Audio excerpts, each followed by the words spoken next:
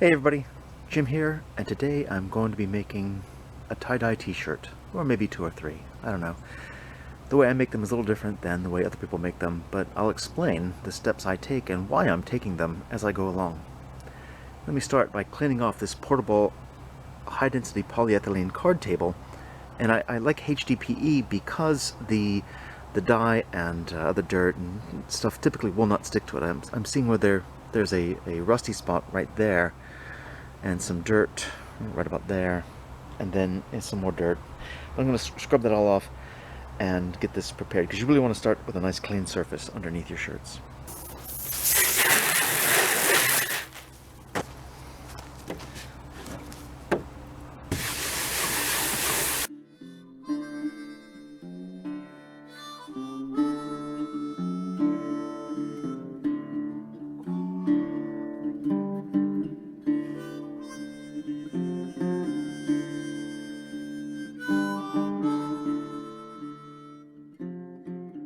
Alright, that looks a lot better. So this is the product that I use. I don't monetize these videos, so I can get away with showing the name brands. This is super washing soda, or soda ash, or sodium carbonate, which is not to be confused with sodium bicarbonate. This is a little bit more caustic than baking soda. But you can use this as a solution in which to soak the shirts beforehand, and it really enriches the color. It really makes the colors pop. Let me show you what's inside there. There's no warning on here about burning your skin or being particularly caustic to human skin or getting in your eyes, but I wouldn't recommend getting this into your eyes or on your skin. But there's no warning, so how bad can it possibly be?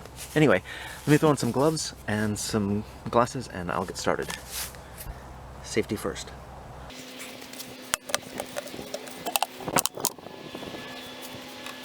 Alright, so when you look down in there, you can see a little bit of the sodium carbonate sitting at the bottom of the bucket, which means that the water in which the solution, or this is a solution of water and sodium carbonate, the solution is saturated enough with the sodium carbonate. I'm pretty satisfied. I'm going to stir it up just the same when I go to dip a shirt in there, and it's going to be fine. We just want to get some sodium carbonate and some water in there. We're going to wring it out real good afterwards. Let me talk to you about t-shirts for a moment. Again, I can get away with showing name brands. A lot of these videos you'll see, they don't show the name brands, but here you can see I've got, what is this, Fruit of the Loom? No, sorry, Hanes. No, this is Fruit of the Loom. Fruit of the Loom makes a pretty good shirt. Hanes makes a slightly thinner shirt. And one of my friends, Mary Beth, explained to me that the Hanes shirt, that the ones that I had, they were scratchy or itchy, and the Fruit of the Looms were a little bit better, and so I got some of these, and I think she'll be fine. The shirt I'm making is for Mary Beth, so Mary Beth, if you're watching this shirt's for you.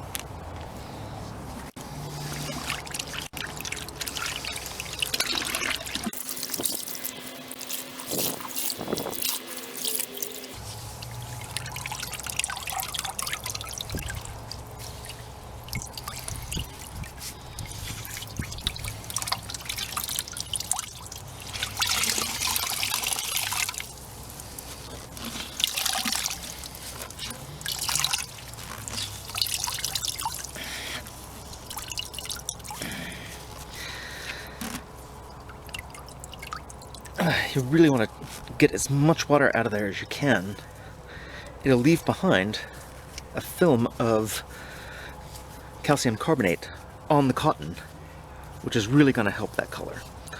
Alright, so that's pretty good. Let's twist this up and get some rubber bands on it.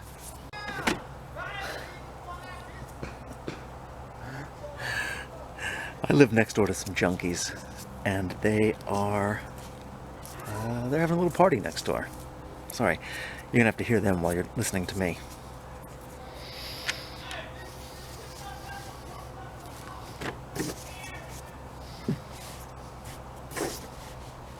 Alright, once you've got it saturated with some sodium carbonate solution, you have to twist it up.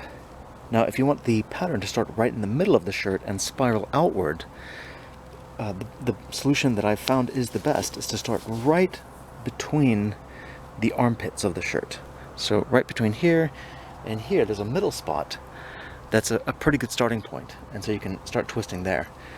And when I'm twisting, I actually like to walk around the table, and then if it's not enough, because the table is too big, for example, this one, you're only seeing half the table, I'll have to let go, walk back around the table, and then pick up where I left off. So let me get started on that.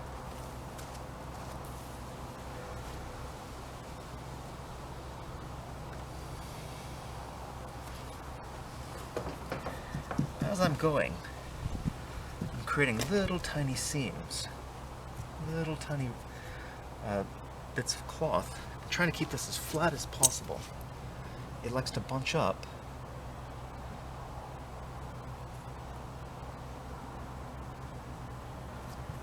But if you tease it out, if you tease in some creases this way, it makes it more even. As you're going. There we go. Start over, around.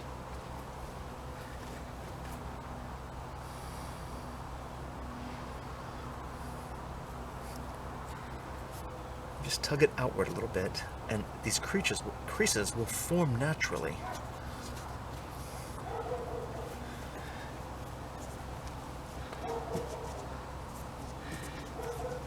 Here you can see a big crease, but I want to put an extra crease in here so that it's not riding up so high. There we go. Here we got a big flat area here, so I'm going to tease in some creases.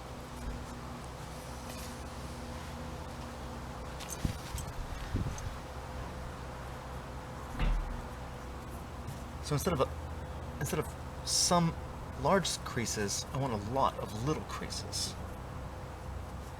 There we go.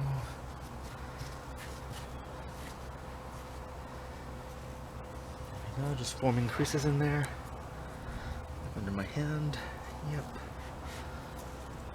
A little assist from the other fingers. There we go. We're almost there.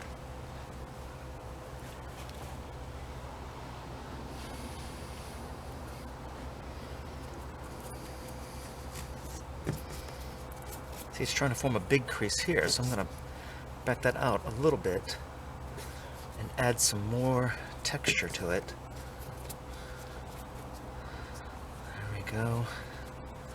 And at the end, it'll be really obvious why.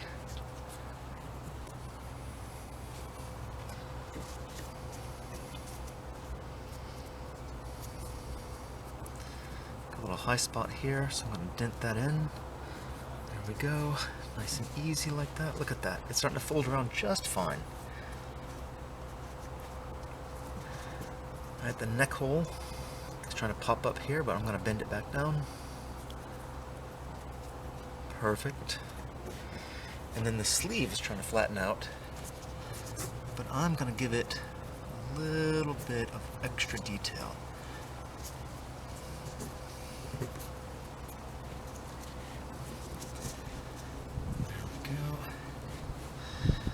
A little extra effort, but it's worth it in the end. Okay, that's a nice twist. If the shirt looks like that when you're nearly done twisting, then you're in pretty good shape. Now I'm going to take these 3 rubber bands and go around them, starting first with these dog ears at the top. You'll notice that there's like a little flappy dog ear here, here, here, and one here. I'm going to try to make sure I get all of those tucked in real nice. And you'll notice that when you tense the rubber band out, there's often a tendency to stretch out one side more than the other side. And if you don't stretch them out evenly, what will happen is, if you stretch it out unevenly, the shirt will try to bow up or bow under. So it's very important when you're stretching out your rubber bands, make sure you get them nice and even. Just working under there like dental floss on a tooth.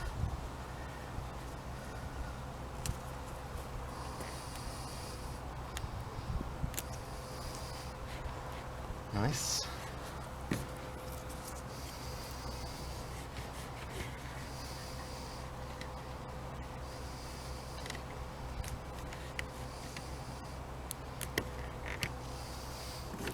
And you notice that I'm trying to cross the rubber bands right over the eye, in the middle, like the eye of the storm, like it's a hurricane.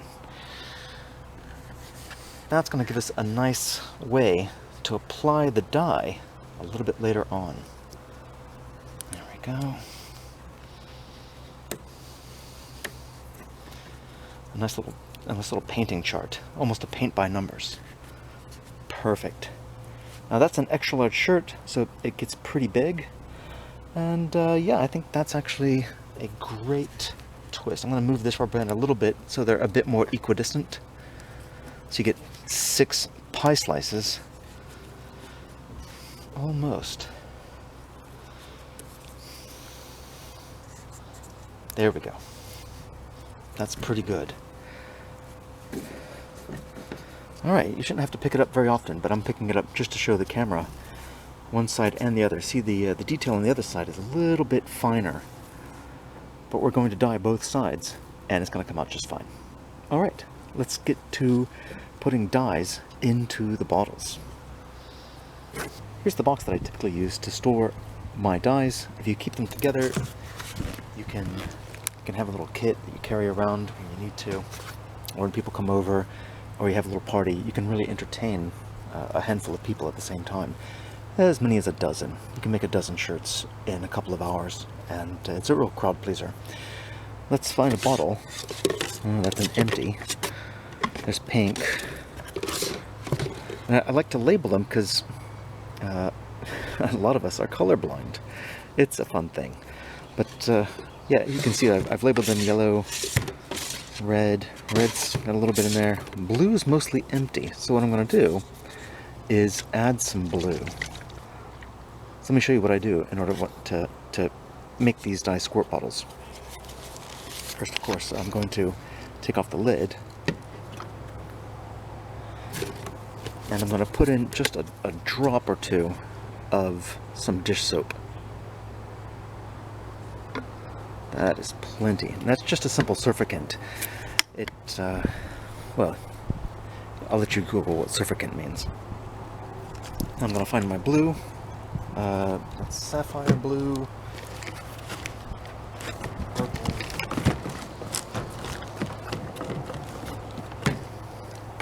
Huh. For some reason, I only have synthetic dye. And synthetic, it's actually a misnomer. It's not synthetic dye. It's dye for synthetic fibers, but we're using cotton, so it's sort of moot. This will still work.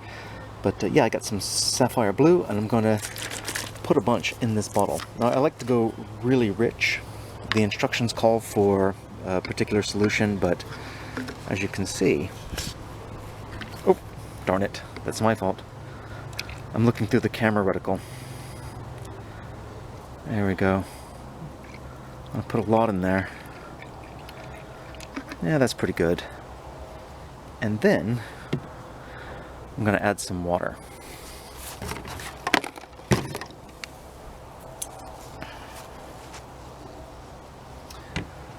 And you get to see me clean up this mess. It's going to be fun.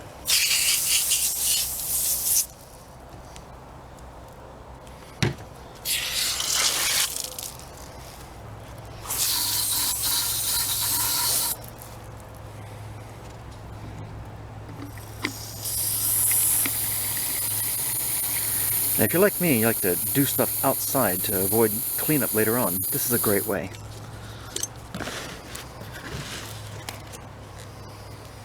There we go. The instructions also call for it to be hot, which is not necessary, and I'll show you why a little bit later on, why you don't have to get this stuff hot.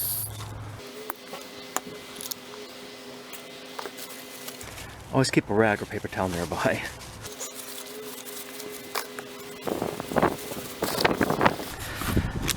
I've got some urea, but I'm not going to add it just yet. I'm going to add that a little bit later, and you'll see how it's going to make sense. Just hold on to that.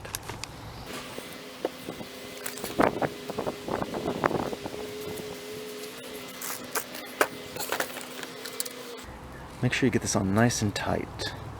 I've seen this fail before because people don't bother to screw these on. Please don't be that person. This is why I specifically like high-density polyethylene tables.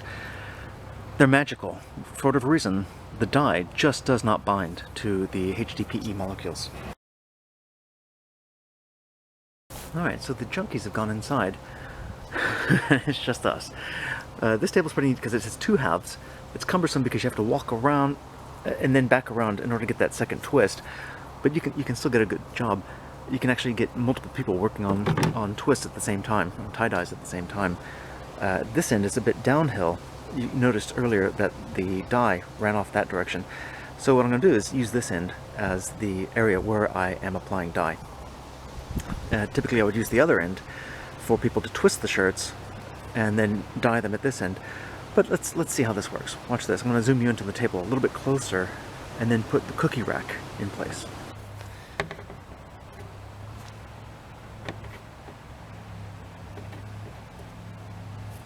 Perfect. Alright, we're ready to start with the next step, and that is applying some dye. Since you already have the blue, let's start with the blue. Now, you don't have to do this, but this has worked out really well for me in the past, and I just kept doing it. But I like to use these rubber bands that make these pie slices as guides, and then I'll just apply the blue into one of these pie slices. So let's start over here. When I'm applying the dye, I only like to open up the bottle a little bit. Let me go get my rag. There's a little bit of pressure inside the bottle from sunlight falling on it. Warming it up. But as you can see, I've opened it up just a little to let a slow amount of the dye out.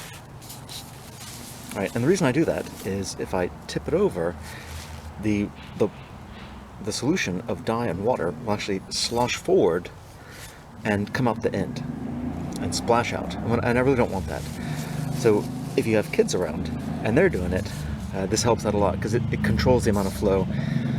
And one of the things you absolutely have to watch out when you're doing this with kids is they'll grab it with both hands and tilt it back toward themselves. You just give them a little instruction. It'll be fine. Let's start with the blue. Yeah. So I'm giving it just a little squeeze, and you can see it's a little bit more than a drip. But because I'm only trickling out a little bit at a time, I can really control the flow. Now I'm releasing the bottle and letting some air in, and just applying it. I've got it right on the shirt, so it's half wicking out, half being propelled out by my squeezing. And I keep it on the cookie sheet because if I don't, it'll puddle underneath the shirt and make it not nearly as pretty. Alright, so you can't really judge from the surface how much of the dye is gone in, but what you can do is watch underneath. It'll start dripping through once you've got enough on there. Nice and slow, there's no rush. Kids love to rush, and if you open the bottle up just a little bit, it slows them down. It helps out a lot. You can see just squeezing it on there, nice and slow. It's going in. Let me get up here near the middle, and to control the flow, as I got up near the middle, I actually released the bottle and let the air flow in as I was moving. And now I'm dripping it on there while keeping the tip right on the shirt. It's still leaking in there, it's still absorbing the blue dye. You'll see it left and right leaking past the edge of the rubber band, but that's fine. Yeah, that's going really well. Just down the street, the county is installing some new storm drains to handle stormwater runoff. So that's the grinding noise you hear. Amazingly, nothing has leaked out the bottom just yet. So even though it's tempting to say, oh, this side is covered, it's not. Just wait. Wait until you see a little bit run out the bottom. It's a very thirsty shirt. You know, I will stop here before I see it run out the bottom. I'm gonna say that's enough.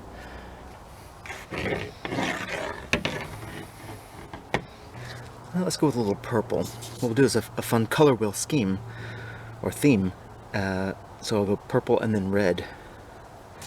Let me see if I can open up this red corner, or red pie slice, just a little.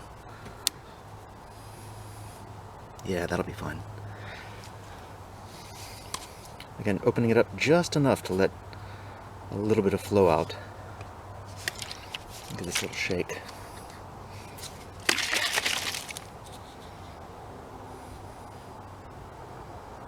Yeah. There we go.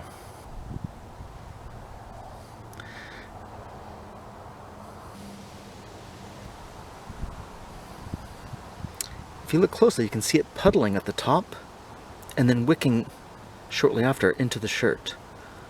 If some of it leaks across underneath the rubber band lines, that's okay. It's still going to be very pretty at the end.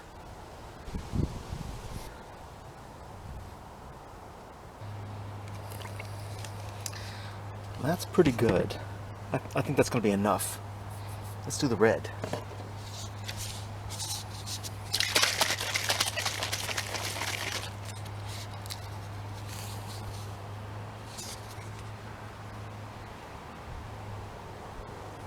See, there's the dye leaking through.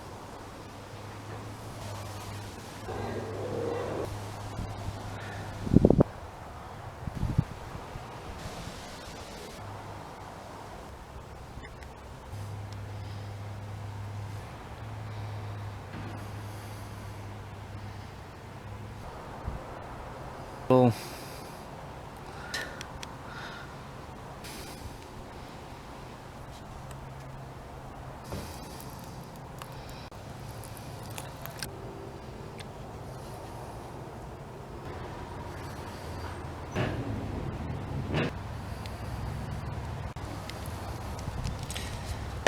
alright, got plenty of green running up the bottom. What did I say? Pink? Yep.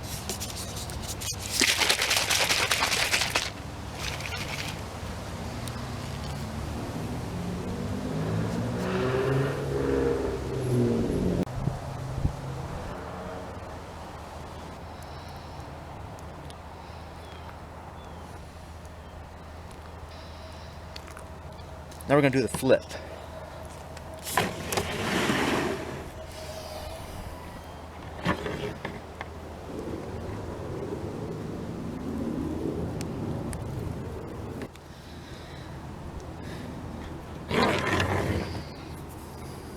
One of these dog ears have come loose, so I'm going to poke it right under the rubber band, like so.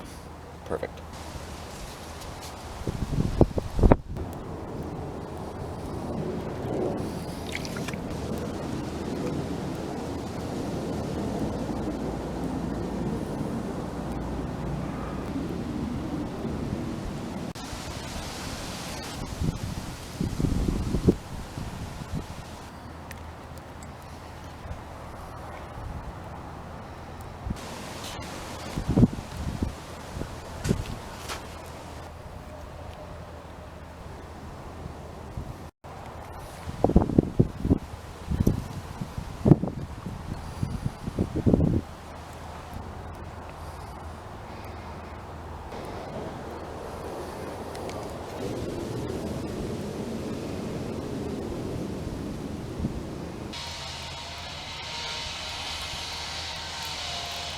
Okay, it looks really pretty. I'm seeing a lot of dye run out from underneath it, and I went back and I touched up the pink and the yellow after circling through the color wheel again, and I'm pretty content. I'm seeing, looks like a little bit of white in there, so I'm going to hit it with a little more, let's go with more yellow.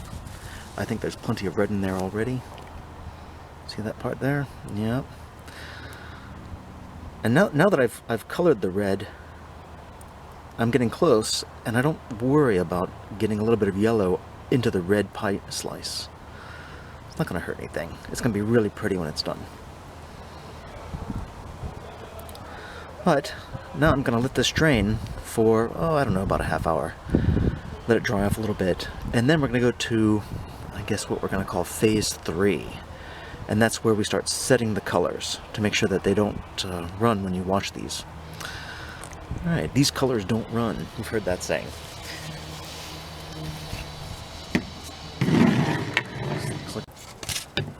Alright, it's been a couple of hours. We had Daddy Taxi. I had to go pick up the kids from school, and then there was piano lessons after that, and then a little bit of shopping. So, the next step is phase 3. So I got silly old styrofoam plate. I put it over it. Well, it's a little dirty on the bottom, but that's okay. Like that. Flip it over, and it's plated. Let's go inside with this. The next step is to microwave this. I'm actually going to throw this in here like a TV dinner for just 2 minutes. This will warm it up, and almost to the point of boiling. But it's still big and very wet, so maybe 2.5 minutes. And what I want to do is get it hot enough so that the dyes lock in just the way that the manufacturer of the dye recommends it. So typically what they do is people will heat up the solution of dye and water to the point where it's just safe enough for the cloth. And then they'll put the cloth into that dye. But we've put the dye in the cloth, so what we have to do now is heat it up while it's in the cloth, while it's still in the rubber band.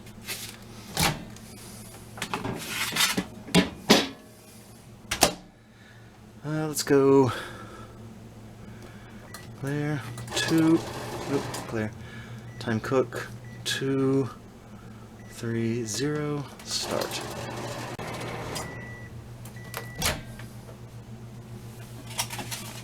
Oh, it's steamy. You can see the steam coming off of it there. That means that it's plenty hot. So I'm going to do this a few times and then I'll come back to you. Good morning, everybody. It's the next day and I microwaved this 4 more times. If you look closely, you can see how it's going to dry out and have this crystalline formation on the edges there. That's going to be fine. But as soon as you get this crystalline structure here, recognize that it's already dry enough. So much of the microwaving is to boil off the water, because what we're going to do now is add the color fixant. Let's see, fixative. That's it. So this is how I do it. I grab an old Solo cup and a spoon. I keep these around because, well, I hate seeing stuff going to landfill. I'm going to add some hot water.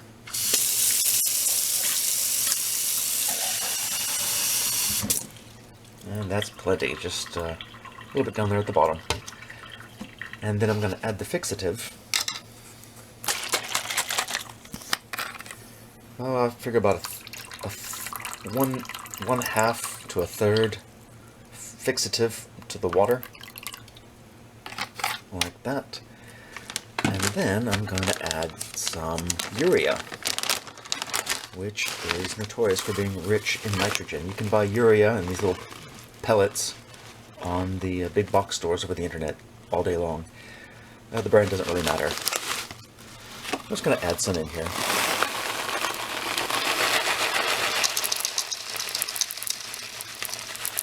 A couple teaspoons, I'm guessing, is going to be plenty. And then stir it up with the hot water. That's probably way too much urea, but it's better than having too little. You can still hear it rattling around in the cup. Yeah, that's way too much urea, but it's okay.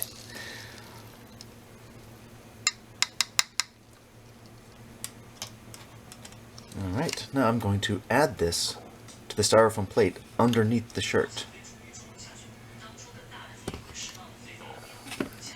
Now, hold on a second. Mama. Okay, my mother-in-law's listening to her soap opera. So that's going to be in the background. So I'm just going to add it here. You can see there's a little bit of color transferred to the plate. So I'm going to put the shirt right back where the plate was.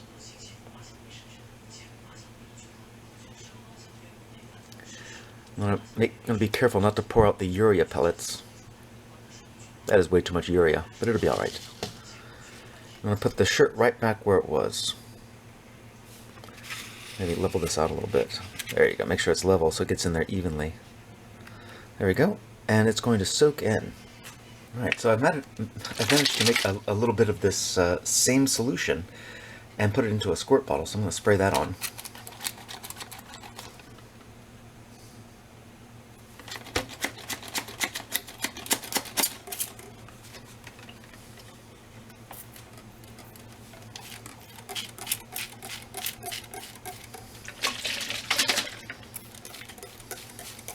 and we'll get the top and the bottom.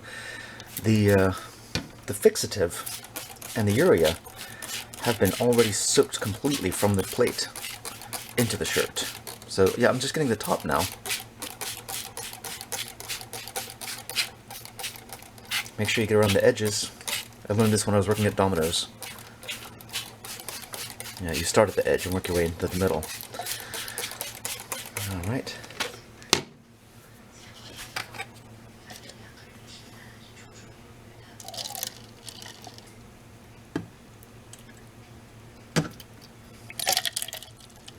I'll use that up. It's pretty cheap stuff, and this is just a fun hobby.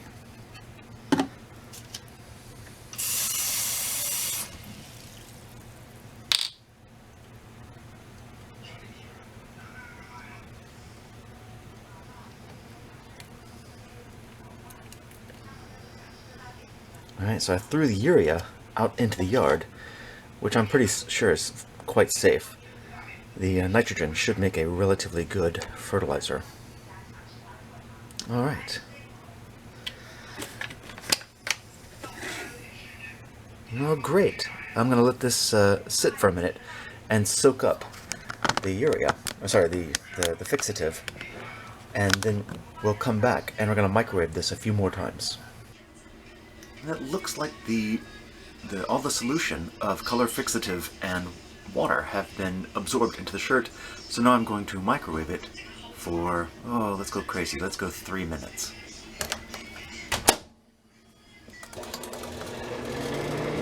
I'll be back. Oh, that's steamy. Look at that. Alright, so this is actually the 3rd time I've microwaved it after applying the fixative, so I think that's going to be enough. It's nice and steamy. It's heated up the core. I might do it a few more times. Sorry about the mess. I've got a lot of projects going on, as you can see. Over here I'm fabricating some bricks, and here my mother-in-law is growing some vegetables, and well, there's a trash can. It's just taking up some space back here. Sorry about the mess. Well, over the last 2 nights I microwaved this a few more times, and it's almost crispy. It's very dry, but I think it's in really, really good shape, and it's going to turn out just fine. In order to ensure that you're not overcooking, what I do, if you're like me, what I do is reach in there and I touch it with the back of my finger such that I can gauge how hot it is. If it's near boiling, it'll hurt your finger. It'll be painful. But if you put it in there and it's like a hot bath or a sauna, or a hot tub, jacuzzi, add 30 more seconds and reach in and touch it again. Larger shirts are going to accept a lot more energy from the microwave than smaller shirts, so you have to cook them a bit longer. Smaller shirts, try 15-20 seconds at a time in between checks. So just something to think of. If you boil off all the water and continue cooking it, and what I've seen is the pink dye will spark up and literally burn the shirt. So that's something to watch for. Just be very careful. Let's untwist this and see what it looks like.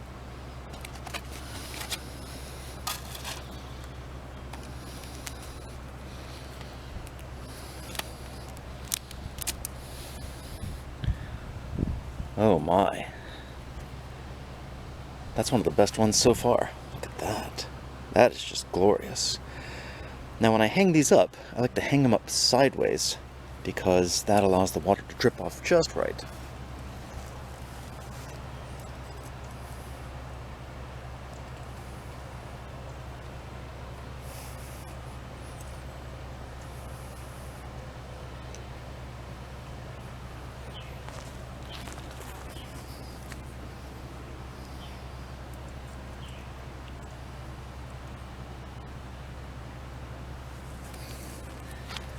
Alright, so I'm going to aim down a little bit so you can see what happens as I rinse this with the garden hose. In the past, what had happened is brown or purple water would run out of the bottom. But now, as a result of having added the fixative and microwaved it to the point of boiling, almost near boiling, repeatedly, it should lock in a lot of that color. And you'll see a little bit drip out at the bottom, but not a whole lot.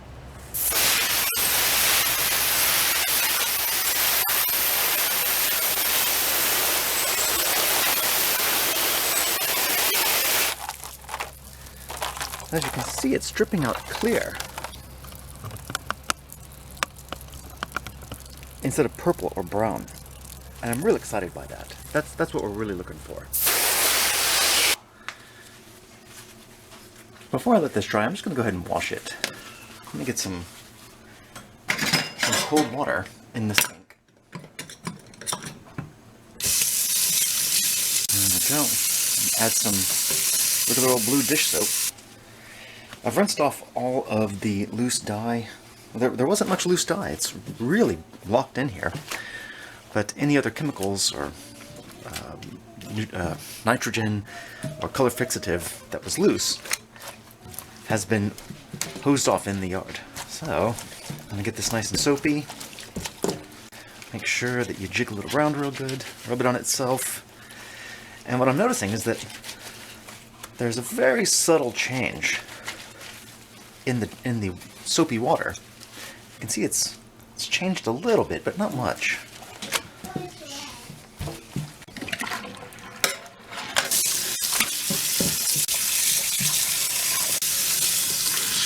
And it is ready to go back out onto the clothesline. It's laundry day for some other clothes too. My mother-in-law is hanging out some bed sheets, but you can see her just there. Yeah, this shirt has turned out really, really well. Got a bunch of green. It looks like I could have gone with a little more yellow and a little more green dye, but I'm real satisfied. That sort of white band that goes in between around the green gives it a little more character. Here, I like where the purple and the red have bled together. You can't really see the transition. Yeah, it's a good gradient. So, overall, I give myself an A- on this one. This is a really nice shirt, and I hope Mary Beth likes it a lot. Thanks for giving me the ideas for which t-shirts to buy. And yeah, I guess I'll get one more shot once I've got it dried out and folded. This thing turned out great.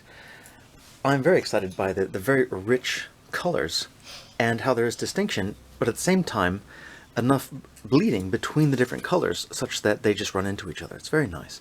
So I'm going to fold this up and prepare it for shipping.